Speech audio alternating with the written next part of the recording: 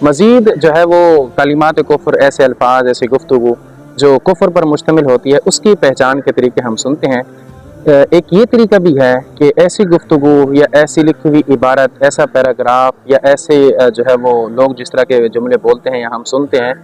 कि जिसमें अल्लाह तबारक व तआला के अजाब को हल्का जाना जाए, तो ऐसी चीज़ें भी, ऐसे कलिमात भी जो है वो कुफ्र होते हैं। मिसाल के तौर पर हमारे यहाँ अगर कोई किसी को बोल देता है भाई गुनाह ना किया करो यार,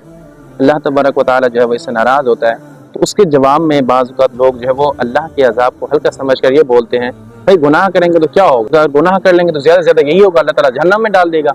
वाज़ल्लाह, इस तरह के कलिमात बिलखुसूस जब दोस्त आपस में इस तरह की बातें कर रहे होते हैं तो इस तरह के कलिमात उनसे सादिर होते हैं, इस तरह के कलिमात बोलते हैं। अब ये ऐसा है कि जिसमें वो अल्लाह के अजाब को हल्का समझ रहा है, या किसी को बोले यार अल्लाह आपको अल्लाह का खौफ नहीं है, तो वो जवाब में बोलते हैं भाई नहीं है, मुझे नहीं है।